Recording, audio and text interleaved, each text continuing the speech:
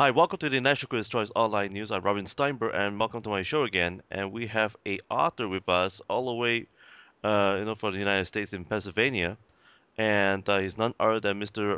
Mike Dellosso, and he has written a number of great books, including Fearless, that's just been released by Charisma, who is the publisher, and is now available in all leading bookstores and as well as Amazon around the world. Mike, welcome to my show. And Hi, Robin. Thank you for having me. yes, before we carry on, we'll just have a short prayer if you don't mind. Um, Yes, Lord, I pray that you will bless Mike Delessel and myself in this interview, and I pray that the viewers, as they watch, you will give them the blessing as well for a deeper insight and understanding on how writers face and the challenges they have to overcome. And Lord, I pray that you will continue to uphold and give us the good health that we need. In Jesus' name I pray. Amen. Great, great. Mr. Mike Dolesso, it's been a real pleasure, and I know that you have been really busy because you have you have a job. At the same time, you're a author. So before we move forward, pertaining to your newest book, Fearless, tell us, how do you first cultivate the passion of writing? What motivates you and begin your career as a writer? um, first, let me start off saying that when I was a kid, and a lot of the writers that I know, fellow writers, they say that since they were children, they wanted to be a writer. They wrote stories in notebooks and made up stories in their mind. And um, through school, they loved, writing stories in English class. Um, I was not one of those kids. When I was growing up in school, I hated writing. I hated English class.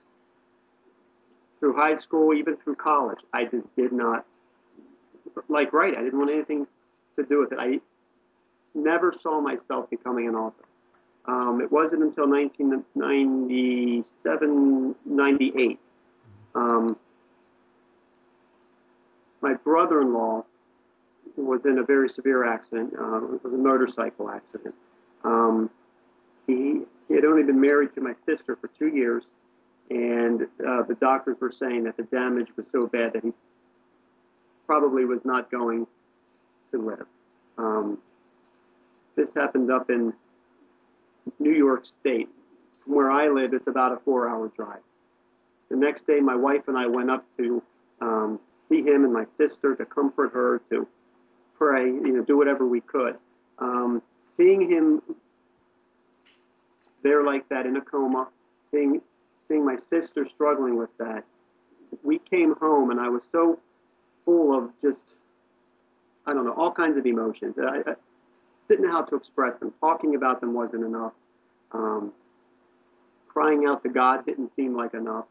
So strangely enough, I did the only thing I could think of to do, and grabbed a pen and a piece of paper and just started to write down everything I was feeling and struggling with. And um, two things happened at that moment. I think I realized my calling as a writer.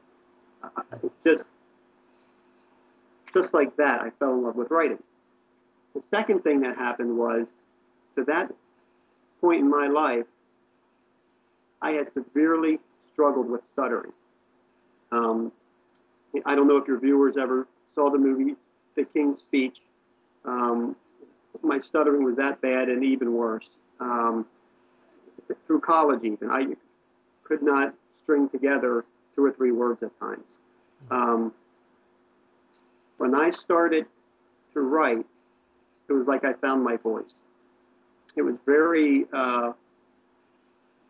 freeing. It was like I could finally say exactly what was on my mind, and in my heart, I um, could express myself, and I didn't stutter. Why it took me 26 years to realize that, I don't know, but I'm thankful that I did. Um, so through writing, I was able to really share myself with other people. I started out just kind of writing nonfiction things here and there, what was on my heart and what things I was thinking about. As time went on, I started getting an interest in writing fiction. I started about 2005, I guess, writing my first fiction novel. Um, it was published 3 years later. That's kind of how I got into fiction and where the passion came from for writing. So, well, it's amazing, that you have overcome, these obstacles. And, when you found yourself the voice, when you said that, and, Right. the, the, the, the challenges that you had to face, just like the character in the King's Speech.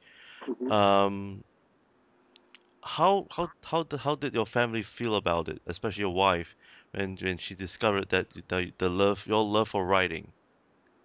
Um, that's a good question. I think my wife was excited for me.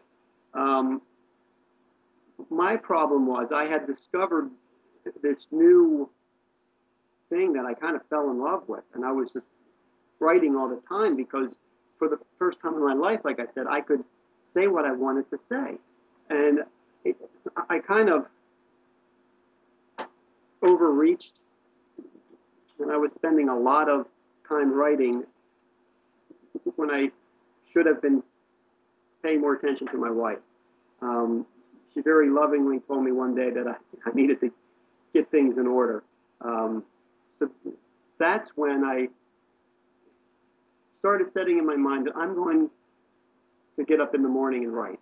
I was never really a morning person, um, but I started setting my alarm 5 minutes earlier each morning, and finally worked it back to now. I get up at about 4:30 in the morning so that I can write. So the writing doesn't get in the way so much of my family time.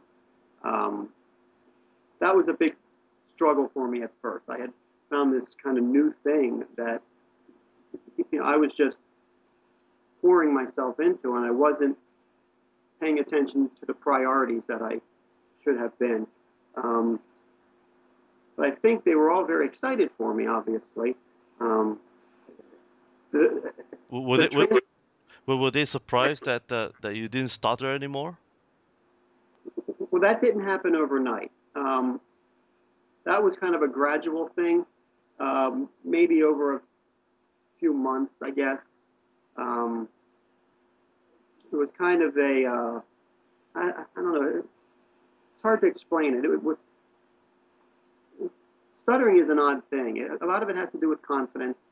Um, I think the more that I could express myself through my writing, the more confidence I kind of gained in myself, the better my speech got.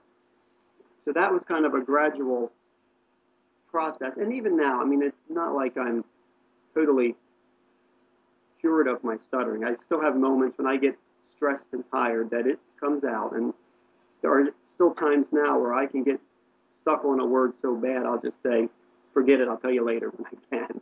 Um, it's still there, and if I get into different situations with stutterers get stuck on certain sounds. Um, sometimes those sounds I still stumble over, um, but it has improved dramatically over the years. Now, moving forward about your writings, and what was your favorite moment when you first writing?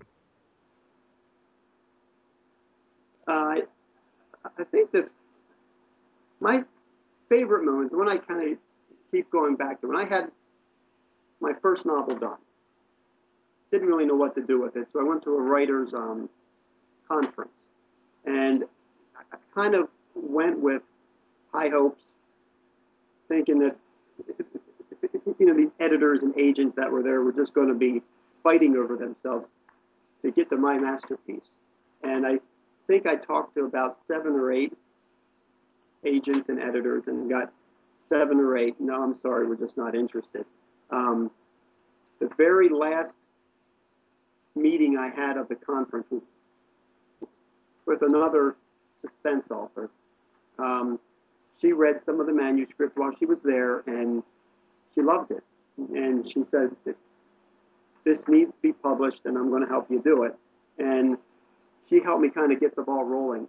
Now I kind of look back on that as God's hand. You know how you go through some things in life, and after the fact, you look back and you see God's fingerprints all over it. That God was lining these circumstances up, these situations up, bringing people into your life for that exact time in your life, so that all the pieces could fall together. And at the time, you don't really see it, but when you look back, it's that moment where you see the way God was working all these pieces in your life to bring them all together at one point. And for me, that was kind of that one point in my life where he had me there. He had me writing. He had these other individuals rejecting it, so that this one lady could come forward and just totally fall in love with it. And I give it all to God for that. I mean, that certainly was not me. It certainly was not the manuscript. It was God's timing, God's hand all over it. If you had not chosen to write, would you have regretted it? Yes, I think so. Obviously, it's not a full-time job for me, um, but it's also not just a hobby. Um, this is my ministry as well. I really do see it as a ministry. I write Christian fiction. Um, my stories have very positive themes to them, very encouraging. I get emails all the time from readers saying how encouraged and inspired they were by the story. So, yeah, if I knew then what I know now, and if I would have decided not to write, I would regret it, sure. Yeah, I have a few questions that's coming in right now.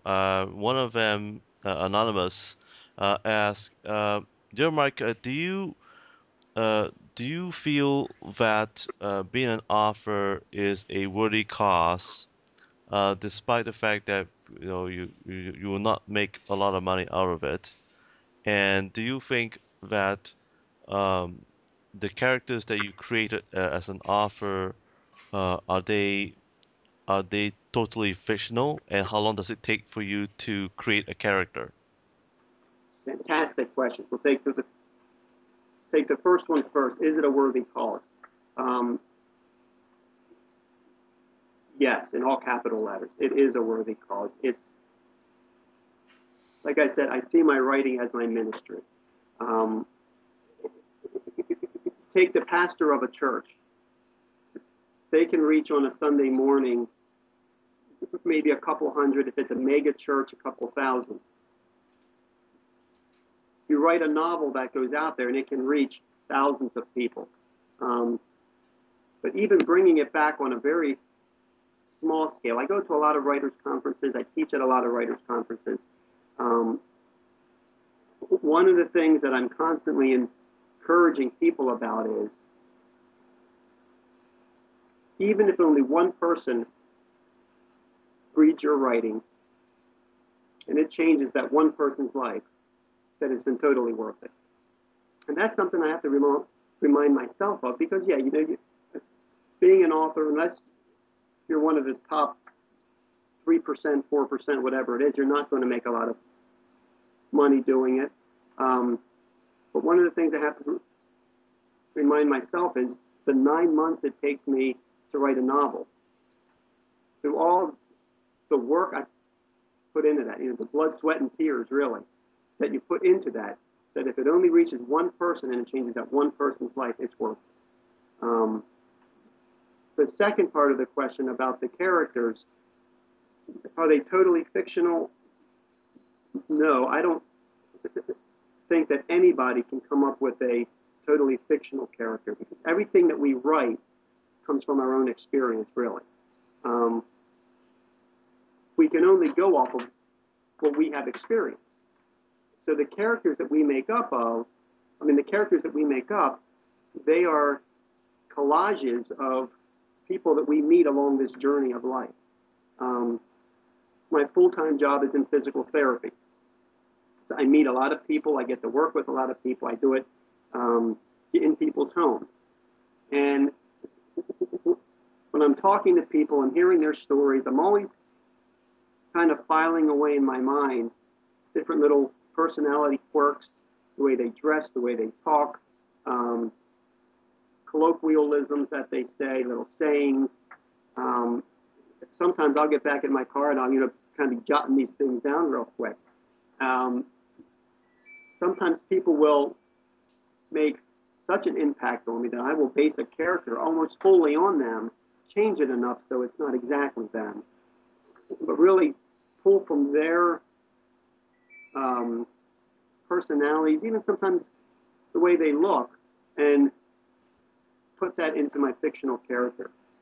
And what I do is I usually spend some time with my characters. Not that that's anything strange, but I spend time with them thinking about them in my head, the things they struggle with, um, the way they look, the way they move, habits they have.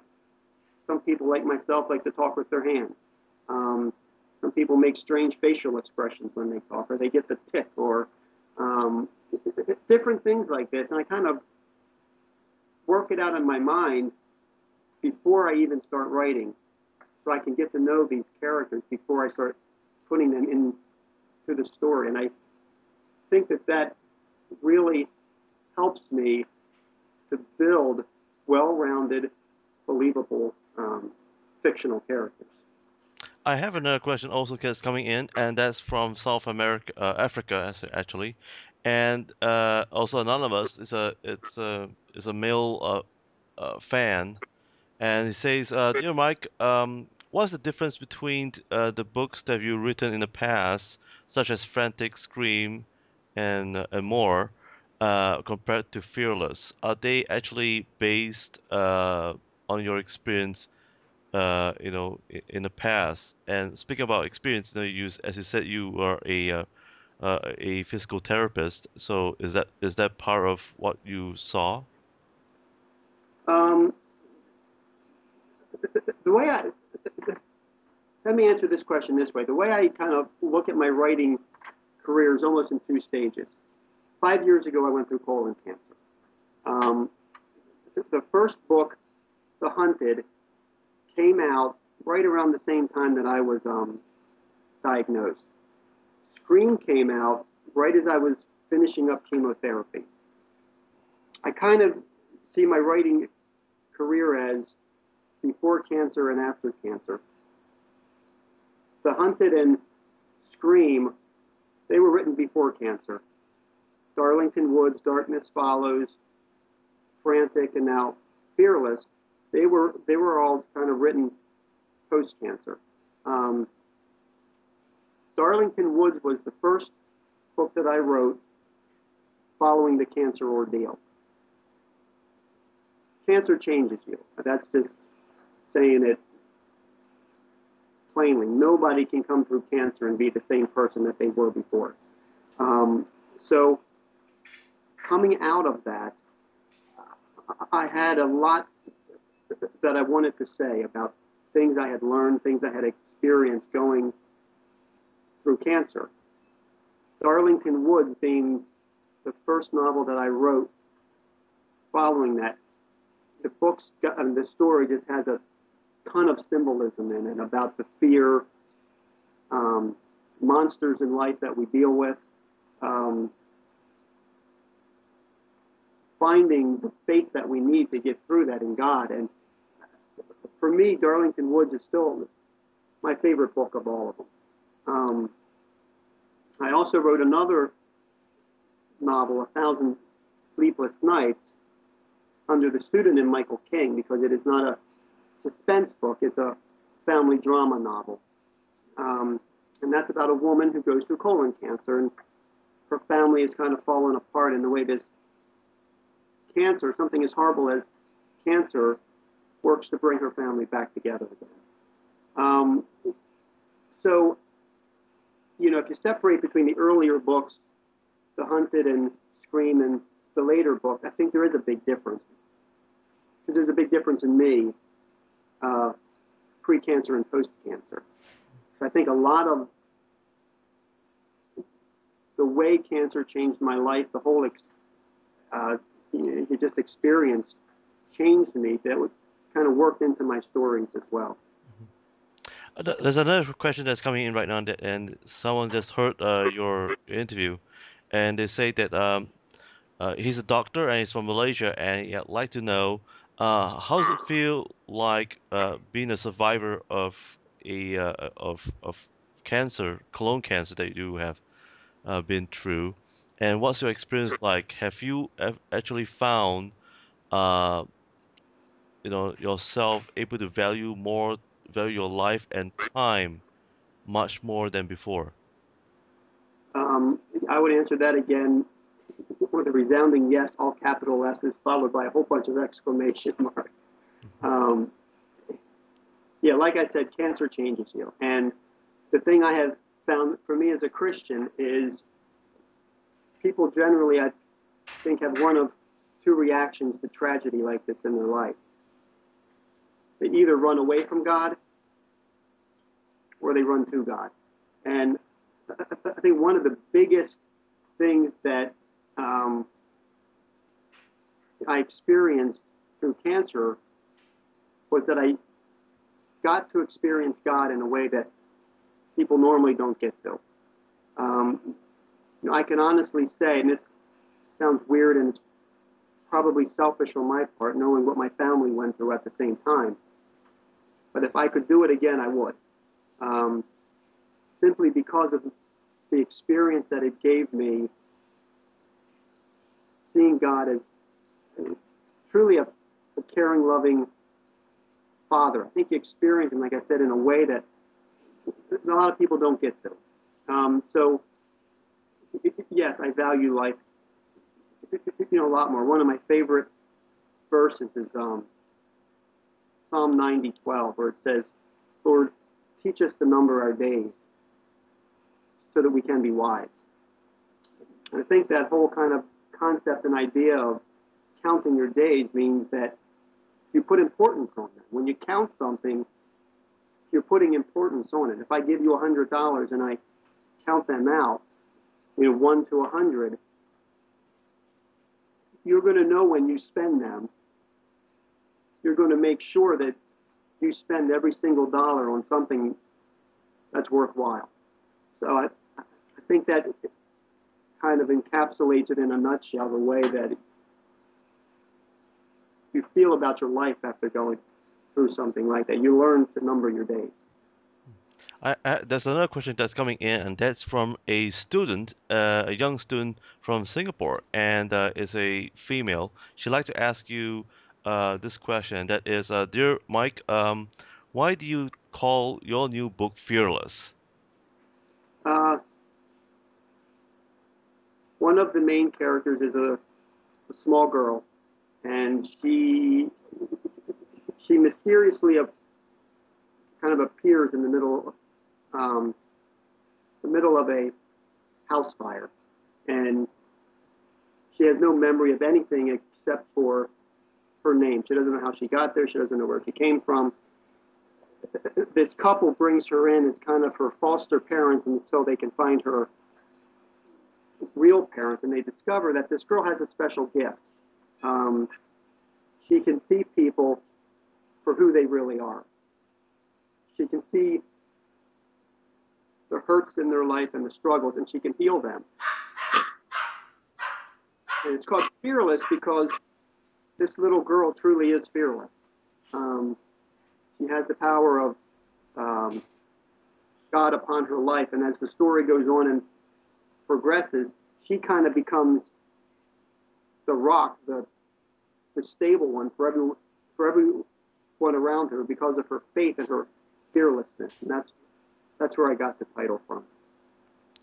And so, my question to you now is, how did this wonderful novel came about? You know,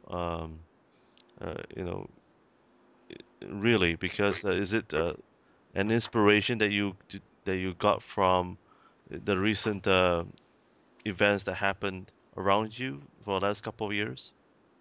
Um, no, one of the most, or probably the most popular question that authors get is, where do you get your ideas from?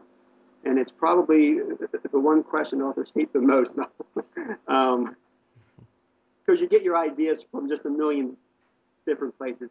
For me, it usually starts out with the opening scene. I'll get an idea for an opening scene in my head. Um, and then I start kind of going off of that. For some reason, I really can't even say where it came from. I had this idea of a house fire. There's an older gentleman in the house. He's kind of trapped in the house, and this young girl just kind of mysteriously appears in the house fire and rescues him. From there, I kind of built the story off. Now, for the main character,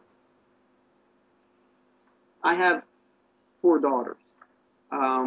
And she is kind of a conglomeration of all four of them, of some of their personalities and their appearances and their mannerisms. And I kind of built her from my four daughters.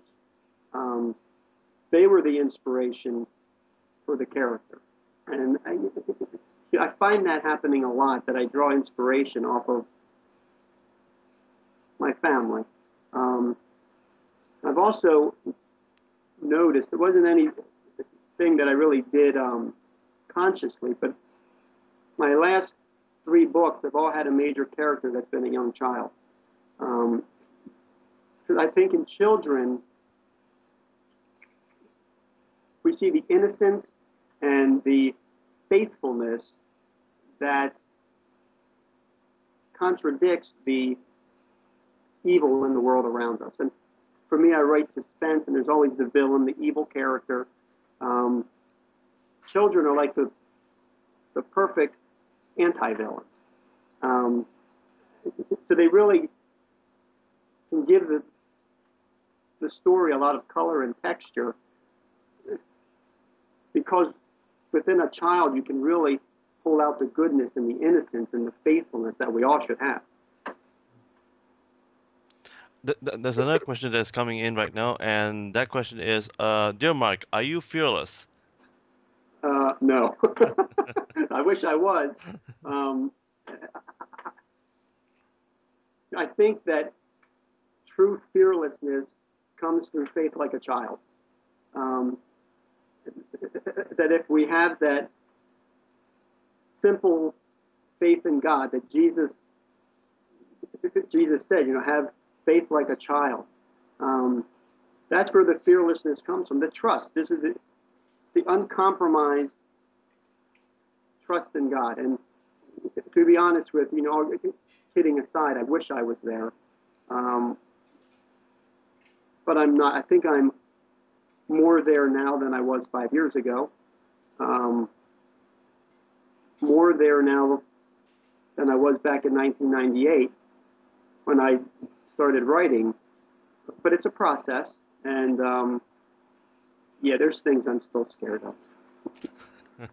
Now, by the way, Mike, when you write about these characters, and especially Fearless, the latest book, which is now available in all good leading bookstores and even on Amazon, um, what sort of processes as a writer do you face, to complete this book? Because because writers would like to know, how do you balance between your family, your work, and as an author?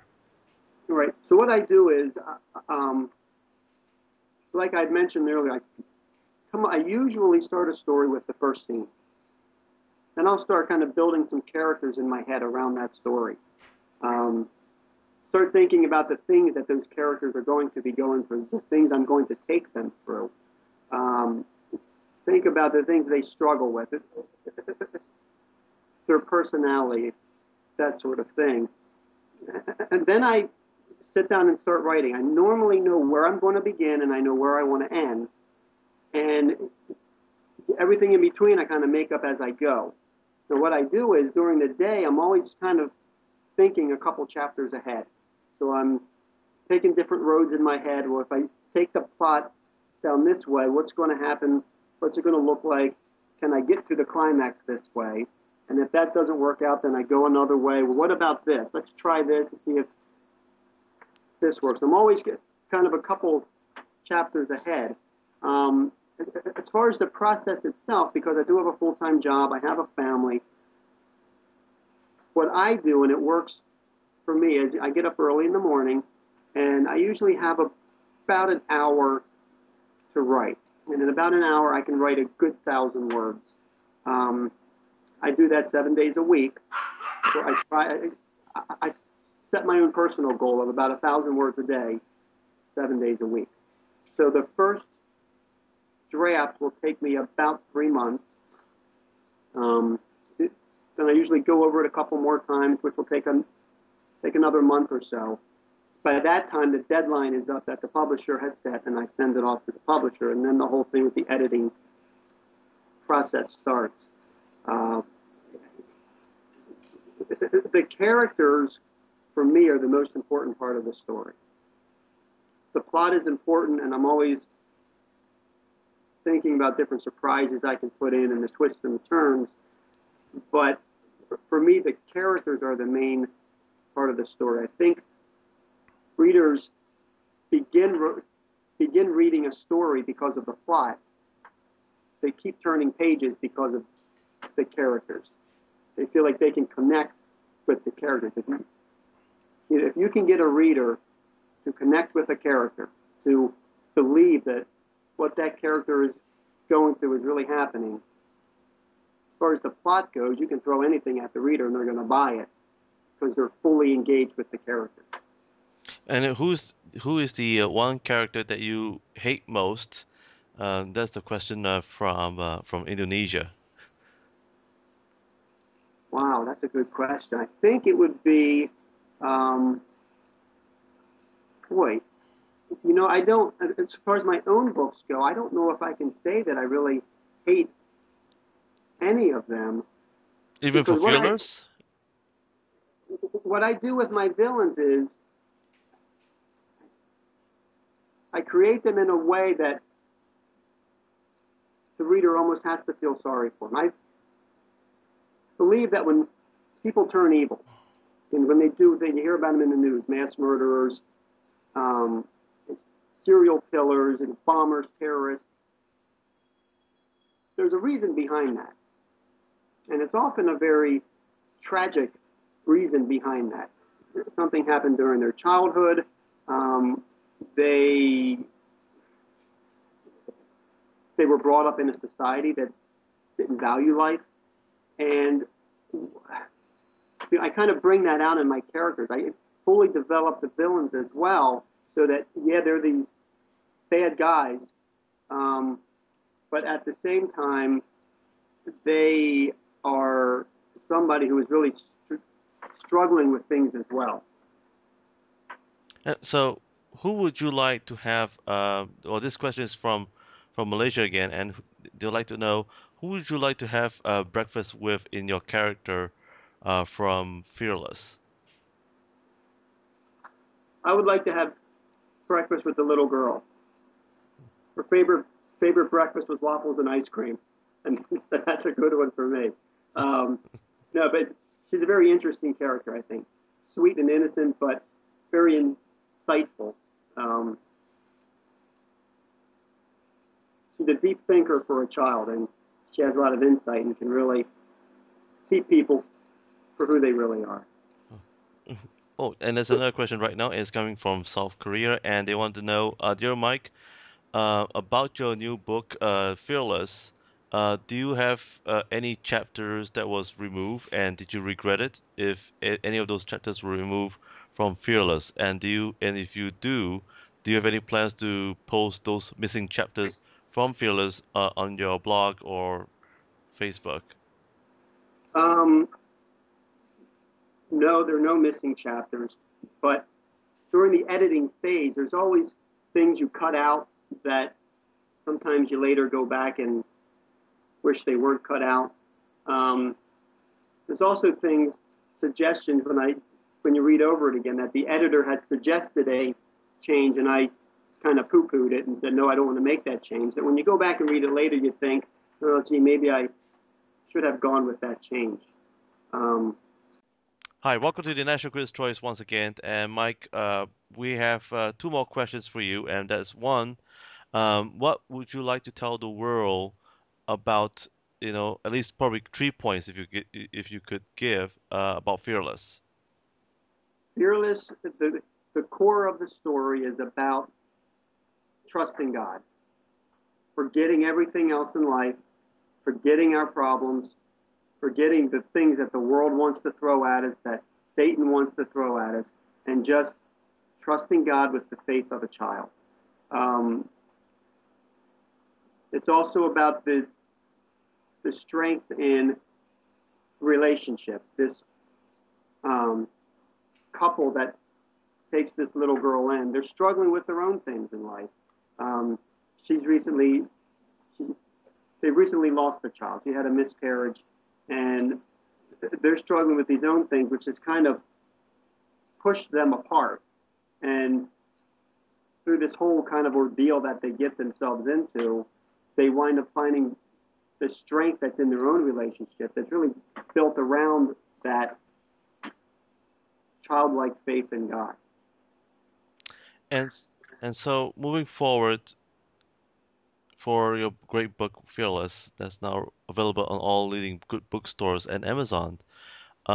Mike, what will be your next step right now? And do you have any future plans to write another book right now, or is it in the process? Um,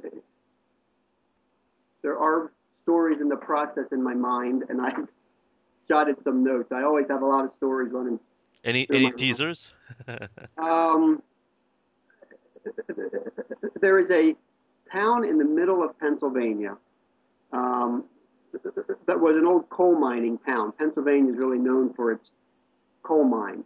And the mines beneath this town caught on fire 30, 40 years ago. And they've been burning ever since. It's called the Burning Town.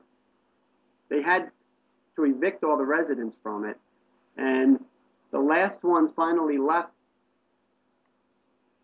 just a couple years ago. But the town is in such condition that as you walk through it, the ground is cracked and there's constant smoke coming up through the town. There's mines, tunnels running beneath the town and just constantly burning. I've always thought it would be really neat to set a story in that town.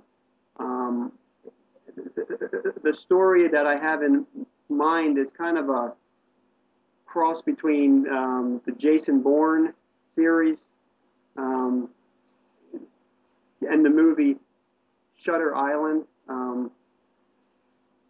Leonardo DiCaprio. It's kind of a psychological thriller, kind of a story. I like in my stories to find that fine line between the supernatural and the psychological. Oh. And so the readers are never quite sure, is this something supernatural happening or is it psychological? Oh yes, there's another question that's coming in right now. You mentioned about dear Mike, you mentioned about monsters. Do you actually believe in the supernatural? And have you seen monsters or demons yourself? That's a good question. First off, yes, I do believe in the supernatural. We serve a very supernatural God. Um, read through scripture and you see all kinds of supernatural things happening. So, yes, I believe in the supernatural. I believe that there is constant warfare between good and evil in our world, um, both the seen and the unseen. Um, I do believe God can work through people in very strange and mysterious and supernatural ways. Um, have I ever seen demons? No. I've seen the work of demons, sometimes in people and through people's lives. Um, certainly, there are some people throughout the history of the world that we can point to and say if they weren't demon possessed, they were certainly controlled by demons. So we've seen the work of demons, the effects of demons, um, which I think kind of goes into that whole supernatural aspect. Oh, I received one request also. Then this is from Singapore, and this girl would like to ask you, dear Mike, could you give us a short reading from your book Fearless, if that's okay with you? I will give it a try. Um, Maybe just a few, just maybe half a chap, no, not half a chapter, but probably just the first page or something like that. Okay. First chapter. Um, Jake Tucker coughed in a half sleep, a raspy dry hack that burned in his lungs. He was dreaming of um, drowning, of being pulled into murky, dark waters by some unseen hand. Above him, through ripples of water, he could see the sun, a blurry orb, disjointed like pieces of a jigsaw puzzle and fading quickly. His lungs tightened, felt as if they would burst. Water pressed around him. He flailed his arms and kicked his feet, but it did no good. Hmm, amazing. There's one last question that's coming in, and that is from Singapore as well, and that is, what is your favorite chapter of your book in Fearless? My favorite chapter is the first one, I think. It kind of sets the stage for the story. It introduces uh, um, Louisa, the small girl, and for all my books, I think the first chapter is my favorite. The first chapter, when you're writing fiction, you have to grab the reader in the first chapter, um, preferably on the first page. So the first chapter is normally the first thing I come up with a story. It's the opening scene, and it's kind of the first introduction to the readers of the story, of some of the characters at least. So for most of my books, the first chapter is always my favorite. And so, what will be your, since you have mentioned that your favorite chapter is normally the first chapter, what advice would you give for aspiring writers? Regarding the first chapter, or just regarding anything? Well, regarding to writing a good fiction, what is a good Yeah, fiction in one your of own the philosophy? one of the keys is drop the reader into the middle of some kind of action in the first chapter. And a lot of new writers coming along, they want to build the characters up and build the momentum up at the beginning of the book. Um, that's a good way to lose a reader. You want to start the story off with a bang. Start it off in the first chapter with something that's going to just grab the reader, around the throat and say, you have to keep reading this book. That first chapter really has to nail it as far as the story goes, the suspense. Whether you're writing suspense or not, that first chapter should be somewhat suspenseful. It should be enough that it pushes the reader to want to read more, to want to figure out. And just a couple other kind of words of advice for new writers. Know why you want to write. And there's all kinds of reasons. Some of them are um, intrinsic and some of them are extrinsic. But know the reasons for why you want to write it. And make sure they're good reasons. I talk to a lot of writers who say that they've started 7 novels, but they've never finished any of them. It's probably because the reason why they're writing and the reason for why they're choosing particular stories, they're not strong enough reasons to hold up. You got to think of writing as a long process. You're going to be doing it every day, preferably, for 6 months, 9 months, maybe up to a year. And this is something that you steadily plot ahead in. And if your reasoning behind doing it is not strong enough, if it's not an intrinsic reason, somewhere along the line you're going to lose interest in it. And that happens all the time to new writers. So that, I would think that would probably be the most important piece of advice I could give them. Do some soul searching. Know why it is that you want to write in general, why it is that you're choosing this story. Choose one that you're passionate about, that you have some kind of investment in this story that's going to keep it going for the long haul. Yes, if you don't mind, would you like to Oh, take that's on fine. take on two more questions? And that Sure. is, this question comes from a cancer patient uh, from Singapore, and he would like to ask you, dear Mike, being a survivor of colon cancer, how did you overcome fear and anxiety? What is your secret? And did writing your books actually create uh, a sense of peace for you? Wow. Great question. Um, some of the overcoming, first, let me just say up front that I did not totally overcome it. There was a lot of fear. There were times when I cried and cried and cried because I was so fearful going through that. I was fearful I was going to lose everything. Um, I remember the first time I cried, I was driving to work actually, and I was thinking about the cancer and what it could do to me, and I started crying, and I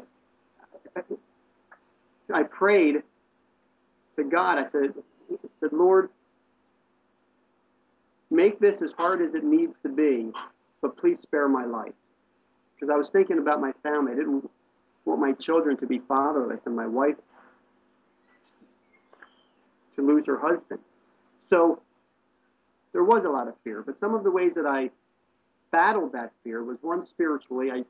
You just have to totally rely on God. I mean, this was something that I remember praying countless times. Lord, this is out of my hands. There's nothing I can do about this. Um, this has to be all you. You have to carry me through this because I don't have the strength to go through it.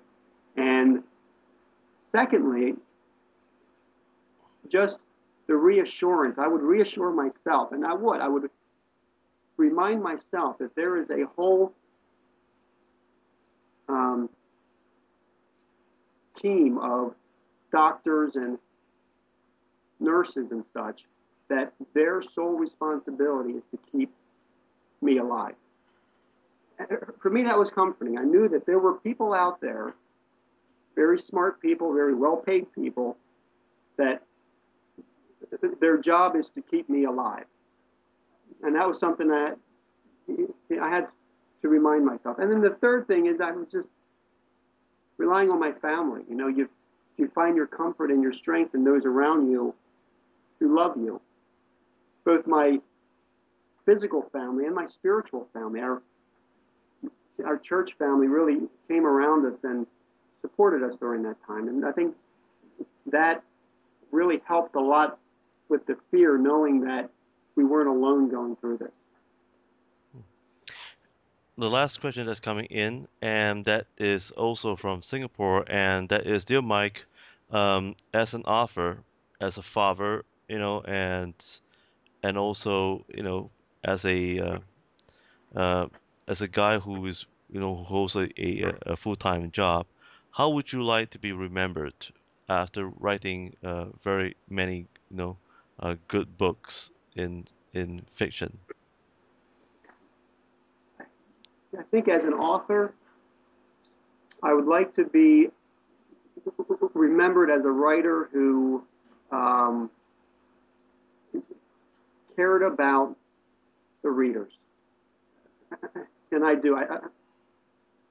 I'm so thankful for my readers, and I write my stories for the readers. Um, and as somebody who focused on crafting a good story, even more importantly than the story is the message that comes out of it. Really caring about the way that the story is going to impact somebody's life. The message they're going to get out of it, that when they close that last page, they're going to have something that they can take away from that story. Um, I've always thought there's some talk in the Christian community about Christian fiction and should there be overt Christian messages in it, or should the Christian messages be kind of subvert? My feeling has always been this: someday I'm going to stand before God, and God's going to tell me, Michael, I gave you a gift, and I gave you a megaphone that you could speak to thousands of people with. What did you do with that megaphone? And I cannot be comfortable with standing before God saying, I told some really good stories. To me, that's not enough. There's got to be good stories, but there's got to be the message as well. I want to be able to stand before God and say, I took the gift you gave me, the opportunity that you gave me, and I did something with it that could concretely change people's lives if they surrendered to you and allowed it to. Well, what would be the three key lessons that you have learned looking back and moving forward as an author? One is to make your life count. I think a lot of people go through life not really thinking about the fingerprints that they leave on other people's lives, not really thinking about the impact that they can make on other people's lives. I think a lot of people don't feel like they can be used in that way. They don't have the skills, they don't have the abilities, the opportunities, but you can, even if it's the people within your immediate circle. You have the power within you, God working through you, to change people's lives.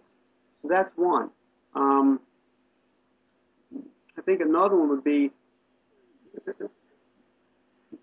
the importance of priorities, the importance of realizing in life the difference between things that seem like they matter and the things that really do matter. We spend a lot of time making those mountains out of the molehills. Um, we spend a lot of time worrying about, fretting over things that seem like they matter, but really, when it boils down to everything, they don't matter. We don't spend enough time thinking about those things that really do matter. So that would be another thing. And I think the third thing is just